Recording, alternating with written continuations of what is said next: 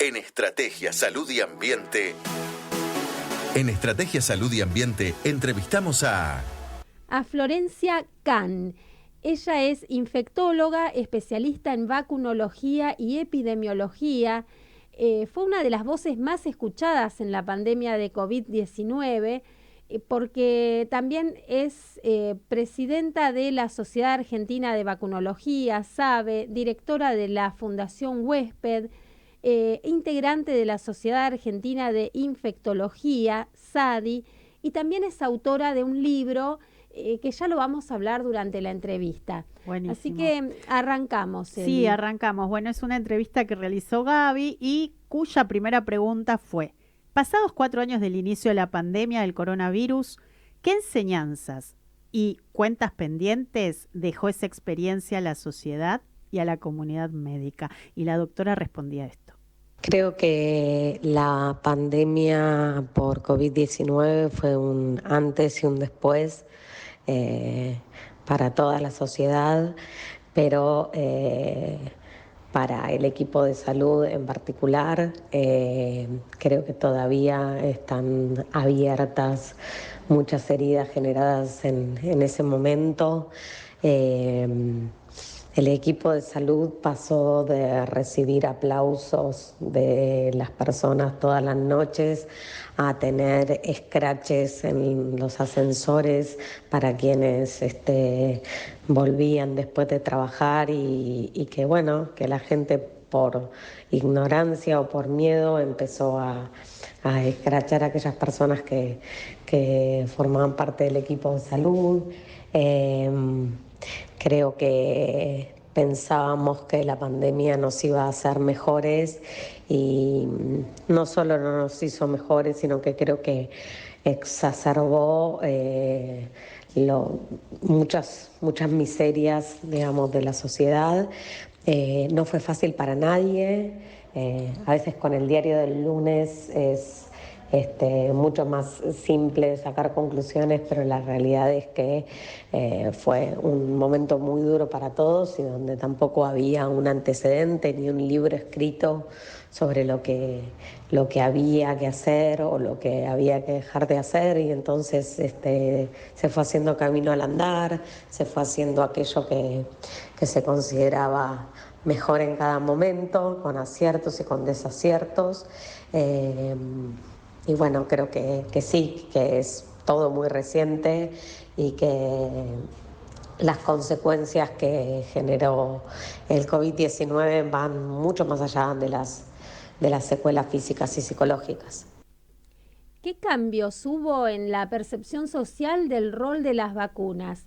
Porque a pesar de la exitosa campaña de vacunación que logró detener la mortalidad y los casos graves de COVID, el movimiento antivacunas hoy persiste e incluso logra más notoriedad. Bueno, es muy, muy particular lo que sucede con las vacunas y el COVID, porque si nosotros nos ponemos a analizar qué fue lo que pasó con el curso de la pandemia, con la llegada de las vacunas, vemos que gracias a las vacunas disminuyeron drásticamente los casos y sobre todo las hospitalizaciones y las muertes por COVID. Es decir, una vez más se demostró que las vacunas, que la vacunación salva vidas. Sin embargo, creo que justamente, y una vez más, vemos cómo las vacunas son víctimas de su propio éxito.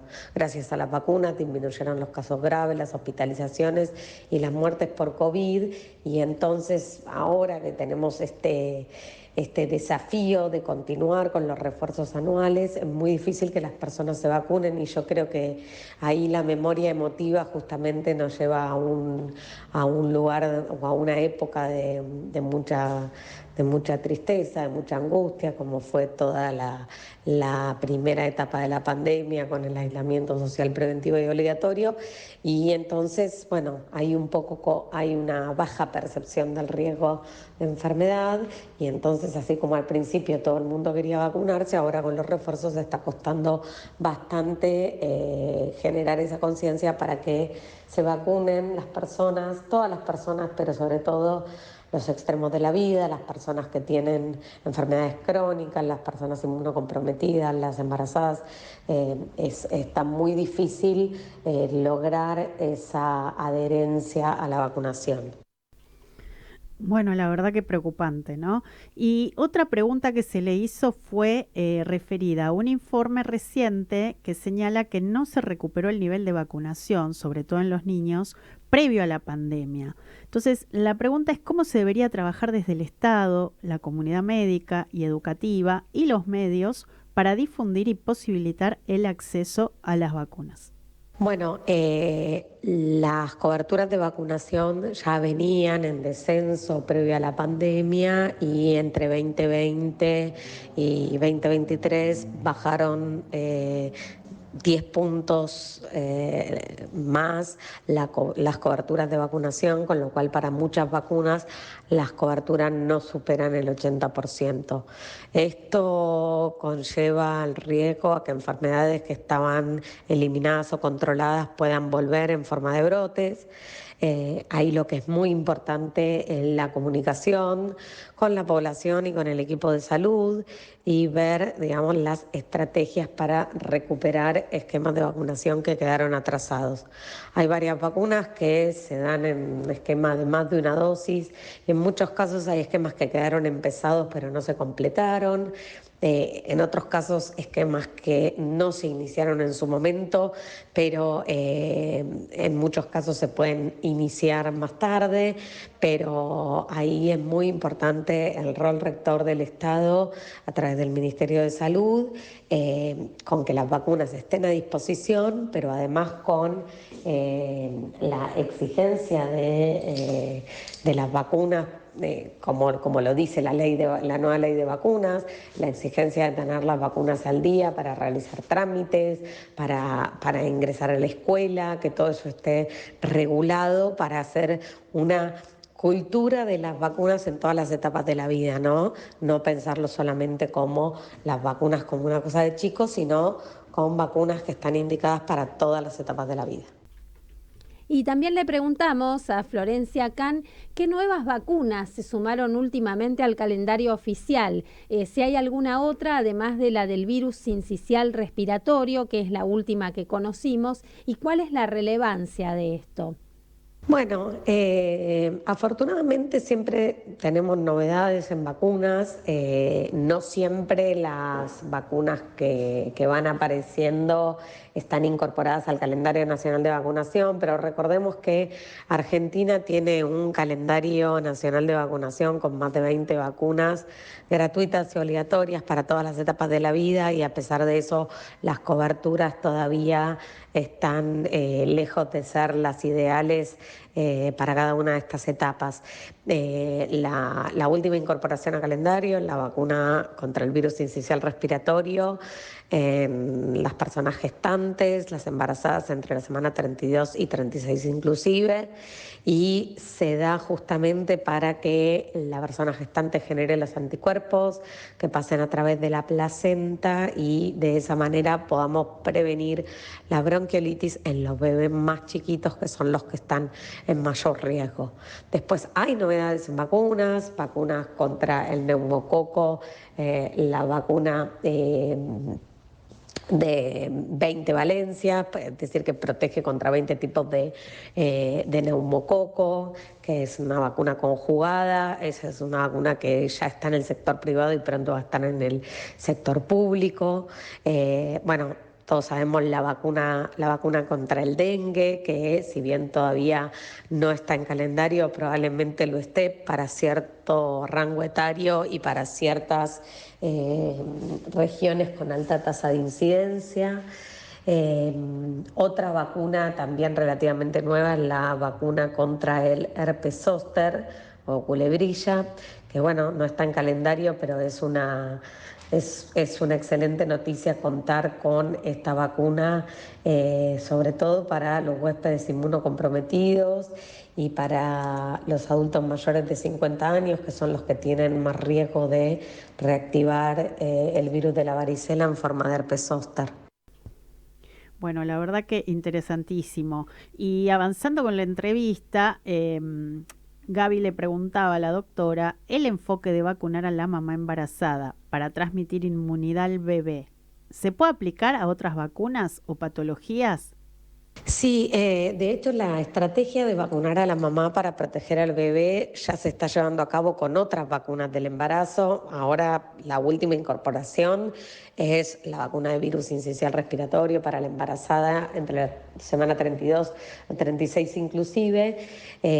Y esta vacuna se da exclusivamente para proteger al bebé porque es en los primeros meses de vida donde tiene riesgo de tener bronquiolitis por virus sincicial respiratorio, pero otras vacunas que damos en el embarazo, como la vacuna triple bacteriana acelular que protege contra tétanos, difteria y tos convulsa, bueno, justamente el componente de pertussis o tos convulsa se da y tiene la importancia de que también que la mamá genere los anticuerpos que pasen a través de la placenta y protejan al bebé. Por eso esta vacuna triple bacteriana acelular se da después de la semana 20 para generar en la mamá un pico de anticuerpos que pasen a través de la placenta. En el caso de otras vacunas del embarazo que se pueden dar en cualquier trimestre, vacuna antigripal y vacuna contra COVID-19, ahí hay una doble protección. Protegemos a la embarazada, que es población de riesgo para tener formas graves de COVID y de influenza, pero también protegemos al bebé por el pasaje transplacentario de anticuerpos. Entonces, ¿tenemos que dejar de asociar las vacunas con la infancia para pensar en la vacunación a lo largo de toda la vida? Sí, sin lugar a dudas, tenemos que cambiar el enfoque, tenemos que sacar el chip de las vacunas como una cosa de chicos para entender a las vacunas como una herramienta vital para la prevención de enfermedades o sus formas graves, pero en todas las etapas de la vida. Si nosotros vemos nuestro calendario nacional de vacunación, tenemos las vacunas desde el embarazo, las vacunas del primer año de vida, las vacunas para el ingreso a la escuela primaria, vacunas a los 11 años, vacunas en los adultos, vacunas en adultos mayores. Es decir que el calendario contempla todas las etapas de la vida y así debe ser pensada la estrategia. Bueno, después se le preguntó sobre lo que vos, Gaby, habías señalado al principio, antes de que comenzáramos con la entrevista, y es acerca del libro, ¿no? De un libro. Vos le señalabas que escribió un libro en el que ella a su vez menciona la importancia de humanizar la atención médica y también relata su vivencia como médica y paciente a la vez. Y entonces ahí fue donde vos le preguntaste cómo fue esta experiencia y cuál fue el intercambio con tus lectores. Bueno, creo que las personas que formamos parte del equipo de salud y que estamos atendiendo pacientes, estamos básicamente, somos personas tratando con personas y me parece que el libro lo que trata de reflejar es que antes que nada la empatía, que tenemos que entender que hoy podemos estar de un lado del escritorio atendiendo a un paciente que tiene sus problemas de salud, su situación, y que mañana podemos estar de otro lado.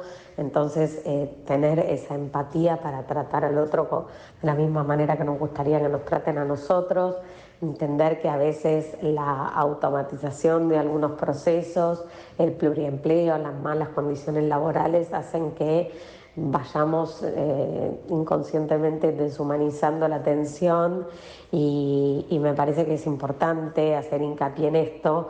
No hace falta estar en el lugar de paciente para poder ponerse en el lugar y entonces empezar a pensar la medicina, la atención de las personas desde un lugar más humano, más empático y eso sin duda va a hacer que todos podamos estar al menos un poquito mejor.